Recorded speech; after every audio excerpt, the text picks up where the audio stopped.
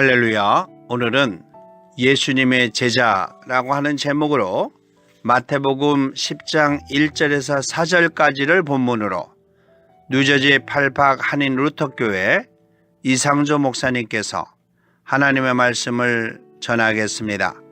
예수님께서 그 12 제자를 부르사 더러운 귀신을 쫓아내며 모든 병과 모든 약한 것을 고치시는 12 사도의 이름은 이러하니 베드로라 하는 시몬을 비롯하여 그의 형제 안드레와 세베대의 아들 야고보와 그의 형제 요한, 빌립과 바돌로메, 도마와 세리 마테, 알페오의 아들 야고보와 다데오, 가나안인 시몬과 가롯 유다, 곧 예수님을 판자라. 아멘. 오늘 본문에서 예수님께서 자신을 따르는 제자들 중에 12명의 제자를 선택하신 내용입니다. 왜 12명일까요? 12는 완전 숫자이기 때문일까요? 12는 우리 하나님의 선민 중에서 야곱의 자손 12를 선택하신 것과 같은 의미를 가지고 있을까요? 또는 모세가 12지파를 이끌고 가나안을 정복하는 것을 의미하고 있었을까요? 그런 의미도 있겠지만 그렇게 특별한 의미를 두는 것보다 우리 예수님께서 그 당시에 활동하시기에 좋은 숫자일 수 있습니다. 예수님께서 선택하신 12 제자들 외에도 따르는 제자와 같은 사람들이 많이 있었습니다. 본문에서 예수님께서는 선택한 제자들을 사도라고 칭하고 있는데 이 사도의 의미는 예수님께서 직접 선택하신 제자들이라는 의미가 있고 그 사도들이 선택한 제자들을 속사도라고 명칭하고 있습니다. 그럼 사도들을 선택하신 이유가 무엇일까요? 본문에서의 내용은 더러운 귀신을 쫓아내는 일을 먼저 말씀하셨고 그 다음으로는 모든 병과 모든 약한 것을 고치시는 권능을 주시니라 라고 말씀하셨습니다. 이곳에서 모든 병은 인간이 살아가면서 느끼는 모든 질병, 즉 육신적인 질병과 마음의 질병, 그리고 영적인 질병까지를 포함하고 있는 것입니다. 그리고 모든 약한 것은 인간이 하나님의 형상으로 살아가면서 느끼거나 겪는 환경적인 부족한 부분을 말하고 있는 것입니다. 그것을 고치는 능력을 제자들에게 주셨다는 것입니다. 귀신을 쫓아내는 것이나 질병을 고치는 것, 그리고 위로를 할 수 있는 것, 오병이어로 5,000명을 먹이는 것과 같은 환경의 약한 부분을 해결할 수 있는 능력을 말씀하고 있습니다. 이것을 사용할 수 있는 능력이 권능인데 이것을 우리 예수님께서 제자들에게 주셨다는 것입니다. 이것을 사용할 수 있을 때는 아무 때나 사용할 수 있는 것이 아니라 오직 복음을 전할 때만 사용할 수 있다는 것을 우리는 마가복음 16장 17절에서 18절에 있는 내용을 통해서도 알 수 있는 것입니다. 그리고 본문 4절에 가룟 유다를 소개할 때는 예수님을 판자라고 했는데 예수님의 제자를 소개할 때 인간적인 입장에서 그리고 그 부분까지도 예수님의 영광을 위하여 구약에 이미 예견하고 있는 내용이라는 것을 알려주고 있습니다. 특히 마태복음은 유대인들이 잘 아는 구약을 가장 많이 인용하는 복음서로 사복음서 중에서 유대인을 위해서 쓰여졌다고 볼 수 있습니다. 오늘 본문에서 마태는 제자들을 환경까지 말하면서 소개하고 있는 이유는 당시에 같은 이름이 많이 있었기 때문에 환경을 소개함으로 더 자세히 알리려는 효과를 의미하고 있기 때문입니다.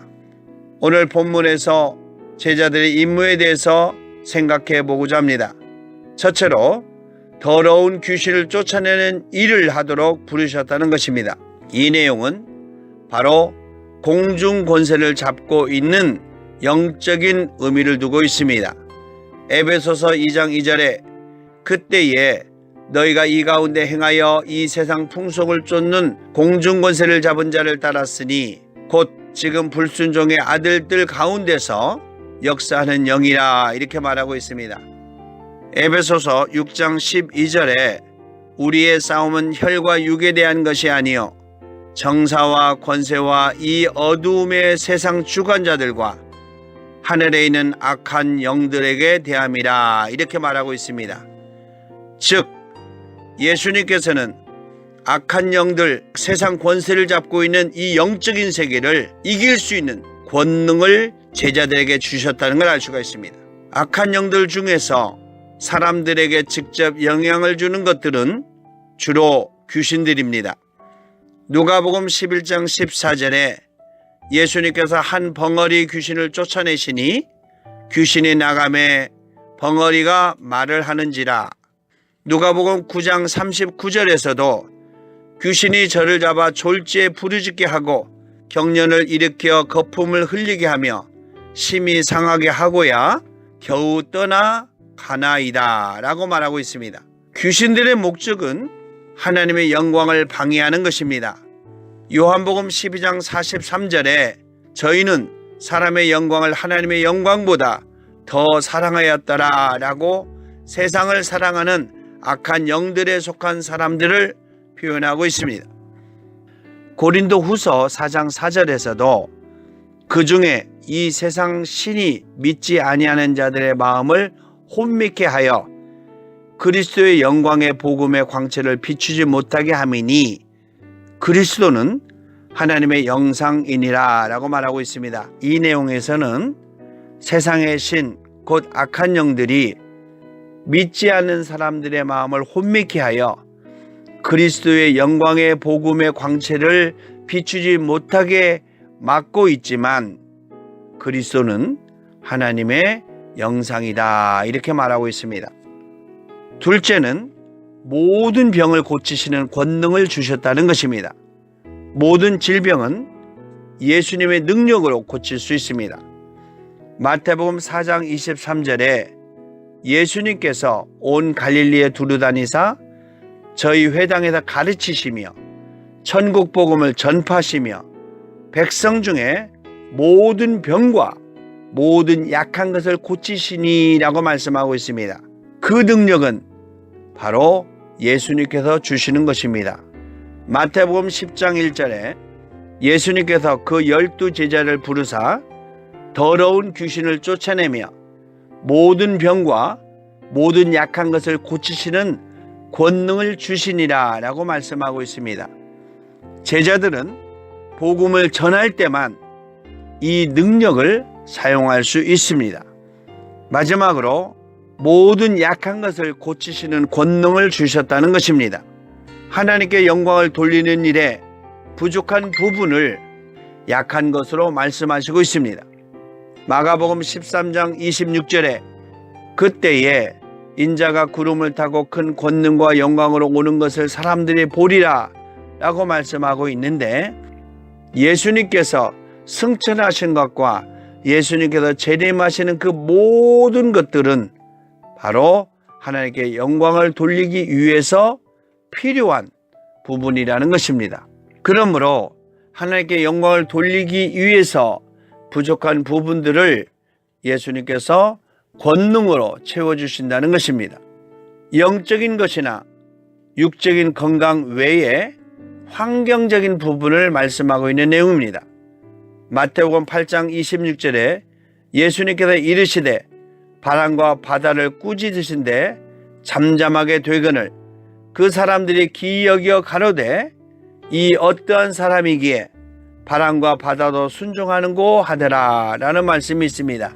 예수님께서는 사람의 질병을 고치는 것뿐만이 아니라 우리 주위에 있는 환경도 예수님의 능력으로 권능으로 회복할 수 있다 이렇게 말씀하고 있는 것입니다.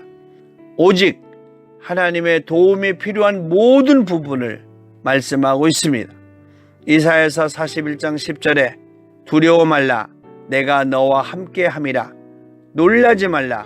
나는 내 하나님이 됨이라. 내가 너를 굳세게 하리라. 참으로 너를 도와주리라. 참으로 나의 의로운 오른손으로 너를 붙들리라 라고 말씀하신 내용도 예수님께서 우리의 환경의 모든 부분을 깊이 관여하셔서 우리를 도우신다는 것을 분명히 말씀하고 있습니다. 사랑하는 믿음의 성도 여러분, 여러분의 생활과 삶 속에서 영적으로 오직 예수 그리스도로만 승리하는 삶이 되게 하시고, 여러분의 육적인 삶에서도 모든 질병을 치유하시는 예수님을 믿고, 그리고 여러분의 환경도 예수님께서 여러분을 위해서 아름답게 고쳐주시고 만들어주시고 축복해 주신다는 그 믿음을 믿고 복음을 위해서 예수님의 제자와 같은 삶을 살아가는 능력 있는 삶이 되기를 예수님의 이름으로 축원합니다. 아멘.